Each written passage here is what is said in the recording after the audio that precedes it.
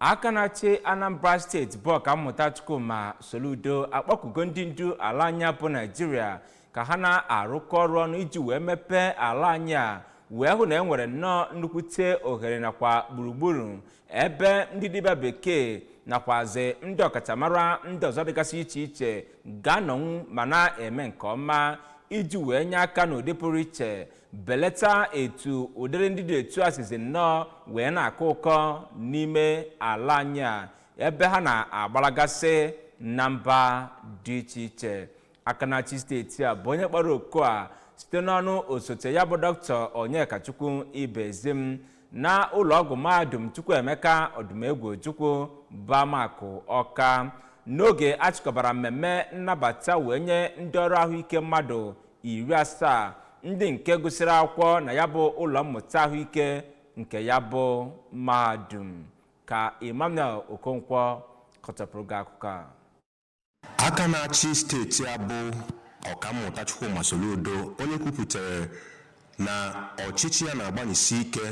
ịhụ na eweta mgbanwe pụrụ iche n'ihe gbasara ịgụ akwụkwọ na Anambra steeti, kwupụtara na ọchịchị ya ga-agbanyesikwa ike ịhụ na mahadum Chukwuemeka Odumegwu litere elele nke ya n'okwu ya na mbụ. Onye ji ọkwa acting vice chancellor nke ya bụ mahadum Chukwuemeka Odumegwu University bụ Ọkammụta Kate Omenụgha nọrọ oge na-eto gọvanọ Chukwuma Soludo maka ọrụ ọma dị iche iche ọ rụgoro n'ihe gbasara agụmakwụkwọ Anambra steeti. Chetara gọọmenti Anambra steeti nakwazi ndị nwere ego na steeti a na ya bụ mahadum Chukwuemeka Odumegwu University bụ nọ nke aka kwesịrị ịlụgasị ụlọ dị iche iche wetakwazie akụrụngwa dị iche iche nke ga-akwalite agụmakwụkwọ. Onye ji ọkwa provost nke College of Medicine nke Chukwuemeka Odumegwu University bụ Ọkammụta Lawrence Ikeakọ kwupụtara nnọọ na ọ dị nnọọ mkpa ka ya bụ ụmụ akwụkwọ